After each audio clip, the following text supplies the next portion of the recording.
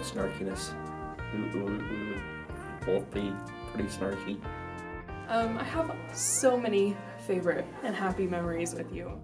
Damn it, Yeah, I don't even know what the story was. I can't remember the story either. Such a feeling's coming over me. There is wonder in most everything I see. Not a cloud in the sky, got the sun in my eyes, and I won't be surprised if it's a dream. Everything I want the world to be is now coming true, especially for me.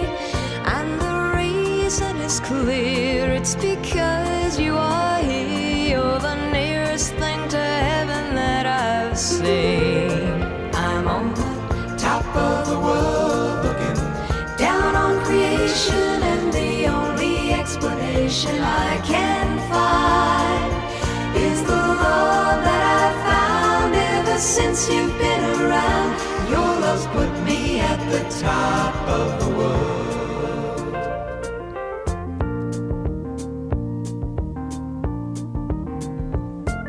Something in the wind has learned my name, and it's telling me that things are not the same.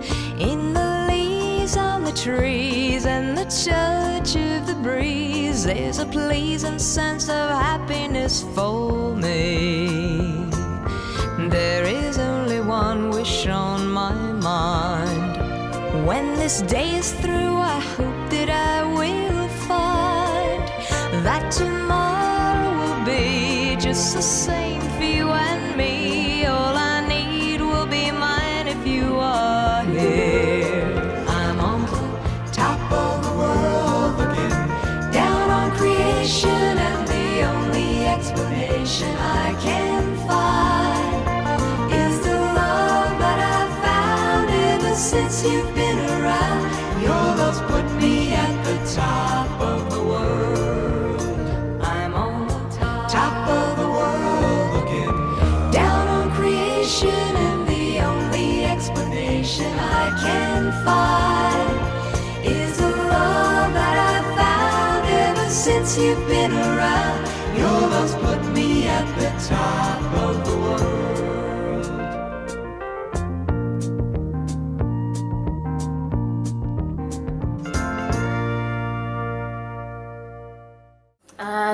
Remember when we used to go on walks every day? I'd come over to your house, and every single day, without fail, we had to stop at every house that had flowers and look at the flowers because you loved the flowers. Didn't matter if you saw them the day before, you needed to love the flowers. So what I always loved about you is that you stopped to enjoy everything. Ever since I can remember as a little boy, I always looked forward to driving up to Logan to visit my grandpa and grandma Reese and my Aunt Jan and Aunt Joy and their families. And I remember coming up to play games. We would play games like Masterpiece and Personal Preference, or go out in the backyard and play croquet or jump on the trampoline. And even after Grandpa and Grandma Reese passed away, we would continue to look forward to coming up to Logan regularly to visit Aunt Jan and Aunt Joy and the family up here and do those same activities and same games, and we just loved spending time with each other. I remember when my dad got sick and needed help taking care of us kids, Aunt Jan was one of the first people to step up and come down to Sandy to help with that, or even send her girls down to help with that too, and we really appreciated that. I remember after my dad passed away, we would still, Corey and Holly and I would still so look forward to coming up to visit the family in Logan. We would find ways to come up, including sometimes taking a Greyhound bus to come up. But I especially became very close to Aunt Jan when she was gracious enough to let me live at her house for a couple of months between the end of my sophomore year at Utah State and then the time that I got married. So Ann and I were engaged, and I had a job here in Logan and a fiance, but nowhere to live. So Aunt Jan was very nice to let me live with her, and she was just so kind and considerate to let me do that, and I know it was a big sacrifice, but I appreciate that. If I were to use the first words that come to my mind when I think of Aunt Jan are just humility, kindness, and love. She's demonstrated a huge love for family, a love for the Lord, and a willingness to do anything for anyone to demonstrate that love. So Aunt Jan, I love you so much, and thank you for everything. I'm very grateful for you and for the impact and influence you have had in my life. I'm grateful for all of your love and support always, no matter what. And I think my favorite memories with you will always be the time that we've spent together these past few years on Mondays and Wednesdays, getting dinner and just talking about anything and everything. And going to the few appointments that I've gone to with you, and I just always cherish the time that I get to spend with you. I love you. So I was thinking about it this morning, some of my memories playing tetherball, and we used to float on tubes down the canal up in Logan Canyon. Went to drive-in movies sometimes with them. Rode the bicycle built for two.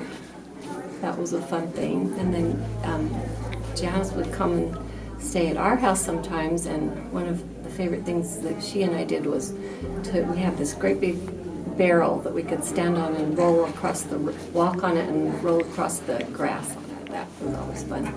And she and I would like to sneak over to Gibson's, which was a kind of a variety store along the lines of Walmart, I guess, and we'd get peanut clusters and hide them down in the basement, and just the two of us would eat them.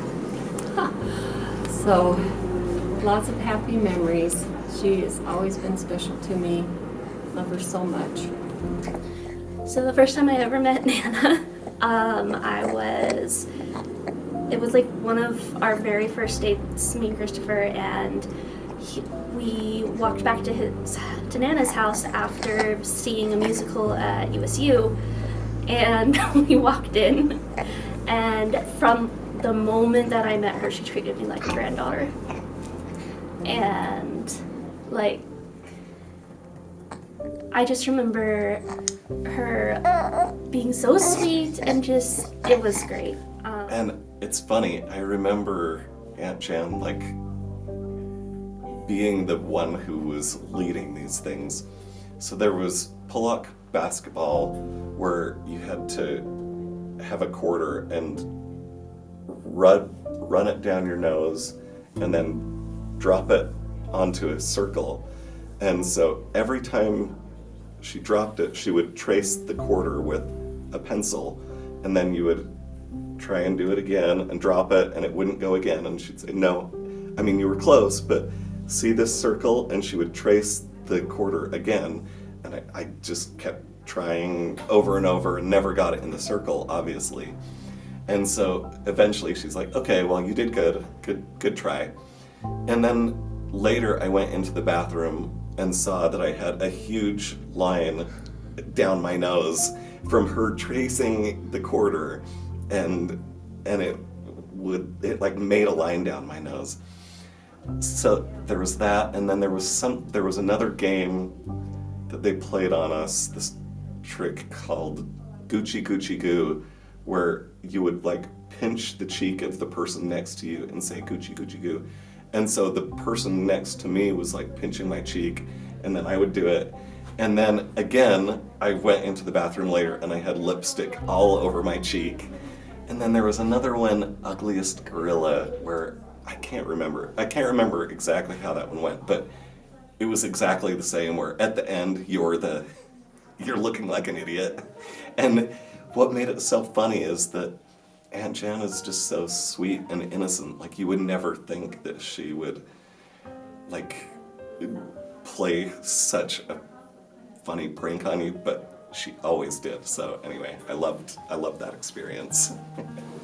I remember we were at Grandpa and Grandma Reese's house, and one of our favorite things to do, this seems so dumb now, but we had fun, was to throw a tennis ball over the roof back and forth, and like if you caught it, you won something. And so I just remember Aunt Jan and everyone just there, like, it seemed like they were enjoying watching us. I don't know. But I also remember something that is so annoying about Aunt Jan, and it has unfortunately rubbed off on me, is she is so stubborn and like she will insist on paying for something, and then when you try to pay her back, she just will not take it. She refuses. And so what you have to do with Aunt Jan is you have to like hide it and then just run and leave. And now I notice I am the same way. Like, I am that same stubborn, and what? Now my kids are like this too. So this is a generational thing that she has been involved in. I guess it's a family heritage thing. But I just remember, like, she has always been there for us, and always just happy and loving and smiling and caring. And anyway, I love you so much, Aunt Jan, and I feel grateful to have you in my life, and I hope I'm a better person because of you. So I love you. We'd stay up late, just chit-chatting about all sorts of things, playing cards. We would play a lot of Go Fish and a lot of trash. We had a lot of fun playing cards. We were just kind of hanging out. It was kind of fun. We'd watch musicals together and watch Oklahoma. That was fun. It was recorded. His parents had recorded it on TV. So there was like a couple hours of just stuff before that musical actually started. And so we had that playing on fast forward as we were making dinner, because it took, even on fast forward, it still took quite a while to get through all that stuff beforehand, and then we were just making dinner, and it was good times. We would just joke around and tell stories, and we could be up till like midnight or later just talking about whatever. It was fun. So, I have to remind you that we've had a lot of fun times together. When you came to visit us in California, and I had a shelf in the hall that had knickknacks on it, and we were the Dork sisters, Doris and Delilah from Dover, Delaware. And we were singing and dancing, and you threw your arm out, and the shelf fell off the wall and all the knickknacks broke, and I'll never forget you said, "Oh, damn it," which you never swear, so I'm like, oh, this is not a good thing. And I started laughing, and you were so upset, and I just thought that was funny, because I was the one that thought it was funny, and you were the one that was upset. Our road trips from California to Logan, when you came with me to return our car before we went overseas, and that was quite a trip we had, and a lot of good talks and a lot of fun, and I hope you know how much I love you and appreciate you always being there for me and my family. And words can't express what an awesome sister you are. And you're always thinking of someone else, and you always come last. And you would give anybody the coat off your back. And I wish I could be more like you. And I want you to know you're my hero. And I love you beyond words. And I hope you have an amazing birthday. I love you. I remember from my earliest age being so excited to come to Aunt Jan's house, because my earliest memories, there were the two very bright orange chairs in the living room, and then the red very shaggy shag carpet, and I had never before and probably never since seen carpet that was like that. And it was like perfect as a little kid because I would go in the like spare bedroom upstairs, and in the bottom drawer of the dresser you keep all of these like toys and games and stuff for kids. And so my favorite thing was to get a deck of cards and to build you could build like a card castle, because you could kind of like run the cards into the fibers of the carpet, this shag carpet, and it would hold your card up really well. And so you could build these really amazing playing card structures in the shag carpet.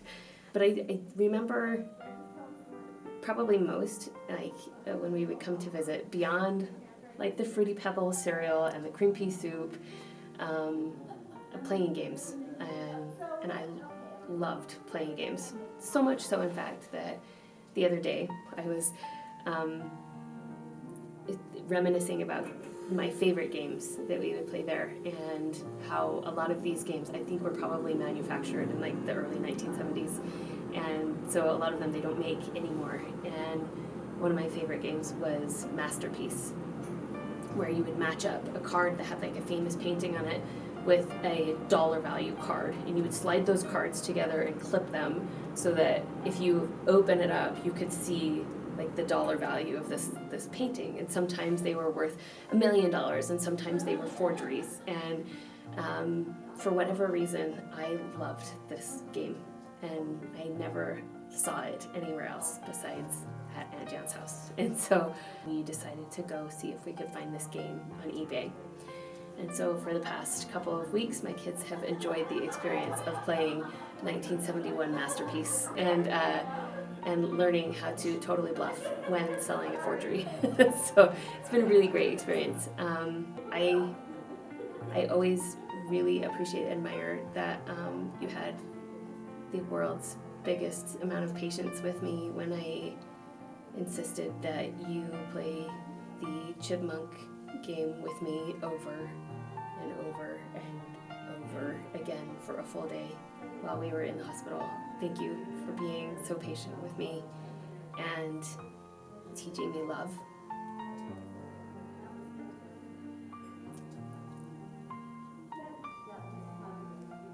Lots of love.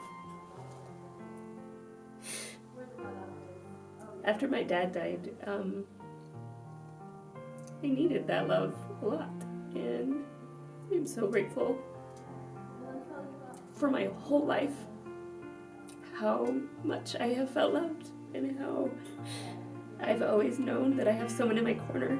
I've always known that I have someone looking out for me and praying for me and rooting for me, and that love has always been so important, and I'm so grateful.